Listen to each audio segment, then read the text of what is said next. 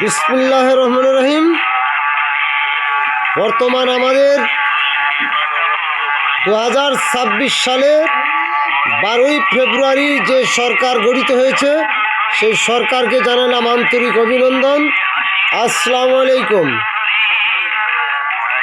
আমি বাড়িতে থাকতাম, কিন্তু আমার ভাই আমাকে ঢাকা নিয়ে যেয়ে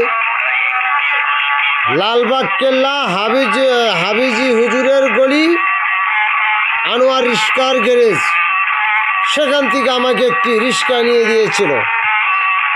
আমি কিছুদিন চালানোর পর সেটা চালাতে খুব কষ্ট হতো, সেটা জমা দিয়ে আর সে রিস্কা না চালানে সেই রিস্কার গ্যারেজের মালিক আনোয়ার আমাকে এখানে একটি ঘুষি দিয়েছিল।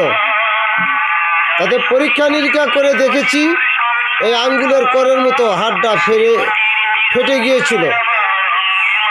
সেই জন্য এই সরকারের কাছে আমার বিনীতভাবে অনুরোধ জানাচ্ছি, এই দুষ্কৃতী গ্যারেজের মালিকদেরকে কিভাবে বিচার করবেন সেটি আমি স্পষ্ট ভাষায় জানিয়ে দিলাম।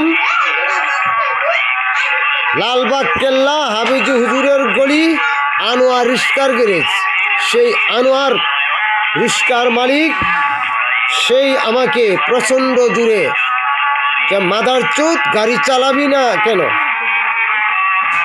সেই জন্য আর বিচার সরকার কিভাবে করবে সেটা সরকার বুঝবে।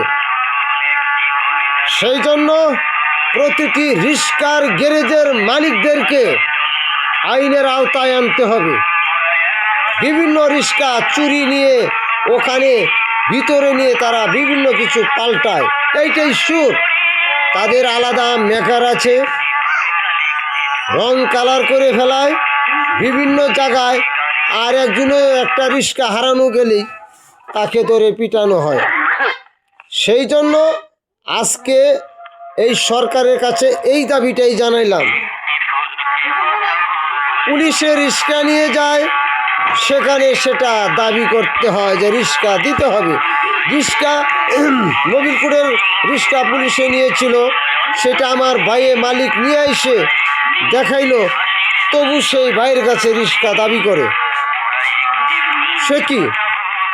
সেই জন্য আজকে সরকারের কাছে বিনীতভাবে অনুরোধ জানাচ্ছি, এই ধরনের স্বৈরাচার অত্যাচারী মালিকদের বিচার এই 2026 12ই ফেব্রুয়ারির পরের থেকে আমাদের সরকার গঠন করেছে বিএনপি, তাকে জানালাম আন্তরিক অভিনন্দন। 30 লক্ষ শহীদের রক্তের বিনিময়ে লাখো কোটি সালাম। আসসালামু আলাইকুম। আমি একটা মুক্তিযোদ্ধার সন্তান হিসাবে এই বিচারটা আমি জানাইলাম।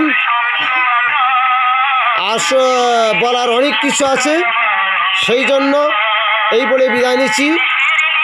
আমি শফিকুল ইসলাম পিতা জেলতিকা, নির্বাচিত চেয়ারম্যান, বিশিষ্ট বীর মুক্তিযোদ্ধা, 3 নং ওয়ার্ড, খাজনাগড়া, পুষ্পেচাটা থানা, উপজেলা ঘাটাইল, জেলা টাঙ্গাইল। আল্লাহ হাফেজ। আমি দেখতে চাই আমাদের প্রাণপ্রিয় প্রেসিডেন্ট জিয়া রহমানের ছেলে তারেক রহমানের সরকার ঘোষিত হয়েছে, তার কাছে এই বিচারটা দিলাম। এবং আইন প্রশাসন আপনারা এই তদন্ত করে অচিরেই এদেরকে আইনের আওতায় এনে যে মানুষকে বেআইনিভাবে মারে সেটার বিচার আপনাদের হাতে দেখতে চাই। আল্লাহ হাফেজ। আসসালামু আলাইকুম।